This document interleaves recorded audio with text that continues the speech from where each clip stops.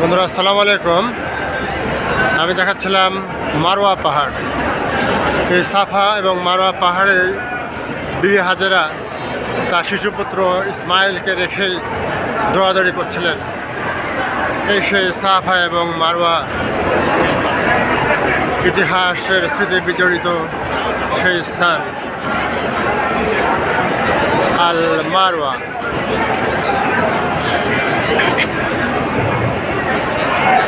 শিশুপুত্র ইসমাইলের পায়ের ধাক্কায় সেদিন জমজম কূপের সৃষ্টি হয়েছিল। এই সেই পাহাড় মারওয়া।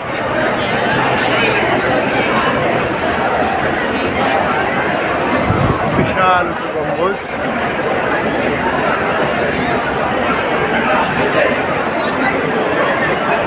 মারওয়া পাহাড় এখান থেকে দেখা যায় না, সেটা নিচে দেখা যায়। নিচ থেকে অন্য একটা ভিডিও আমার করা আছে, সেটা দেখে নেবে বন্ধুরা। আমরা এখন সাই করছি। কত মানুষ, কত বিশাল চত্বর, মাশাআল্লাহ। কত দেশের কত হাজী সাহেবরা চলে এসছেন এখানে। আমি এবার দ্বিতীয়বার সাই করছি, দ্বিতীয় ওমরা হজের জন্য। গত শুক্রবারে প্রথম ওমরা হজ সম্পন্ন করেছে। দেখো তোমরা কত মানুষ, আল্লাহু আকবার। আর এত সুন্দর ভিতরে ডিজাইন, এক্সেলেন্ট। পুরোটা সেন্ট্রাল এসি, এখানে হাঁটলে কষ্ট হবে না, বরং খুব আরামদায়ক একটি জায়গা, শীতার্ত একটি পরিবেশ। কত সুন্দর ফ্লোর, স্লিপ না কাটে সেই ব্যবস্থা করে দেওয়া আছে। চারিদিকে ফ্যান সেট করে দেওয়া আছে, সেন্ট্রাল এসি আছে।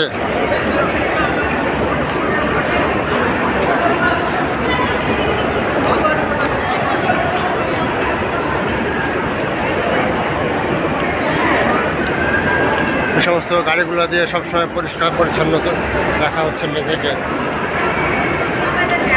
একটু পরপর নোংরা ফেলার ডাস্টবিন আছে। তারপরে জমজম কূপের পানি আছে, ক্লান্ত হয়ে গেলে পানি খাবে, খেয়ে আবার সাই করবে। সৌদি সরকারকে ধন্যবাদ জানাই এত সুন্দর আয়োজন করার জন্য, মাশাআল্লাহ। সামনে দেখতে পাচ্ছ সবুজ বাতি, ওখানে ছেলেদেরকে একটু দ্রুত দৌড়াতে হয়, মেয়েদের দৌড়াতে হয় না। কত সুন্দর ছাদের ডিজাইন, ওয়াও, এক্সেলেন্ট। এটা শুধু কাবা ঘরের পাশের ছাই করা স্থান আসলে আর কাবা ঘরে আসলে দেখতে পাওয়া যায়। কত সুন্দর ব্যবস্থাপনা, কত হাজার হাজার লক্ষ লক্ষ হাজী সাহেব, কোটি কোটি হাজী সাহেব এখানে আসেন, ছাই করেন। কিয়ামত পর্যন্ত আল্লাহ রাব্বুল আলামিন এটা চালু রেখে দেবেন ইনশাআল্লাহ। ভালো কাজের পরিণাম, এটাই হচ্ছে ইতিহাস। সেই ইতিহাসের সাক্ষী হতে আমরাও চলে এসেছি এখানে। বিবি হাজেরা এবং ইসমাইল আলাইহিস সালাম স্মৃতি বিতরিত সেই স্থান। এখানেই বিবি হাজেরা তার শিশুপুত্র সন্তান ইসমাইলকে রেখে পানির সন্ধানে একবার সাফা একবার মারওয়া পর্বত দৌড়াদৌড়ি করছিলেন।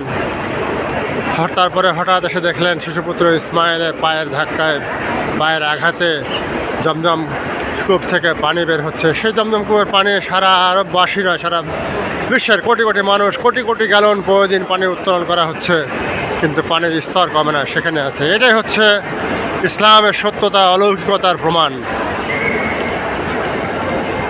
যারা অন্য ধর্মে বিশ্বাসী তাদের এখানে আসার আহ্বান জানাচ্ছে, এসে দেখে যাও, ঈমান গ্রহণ করো।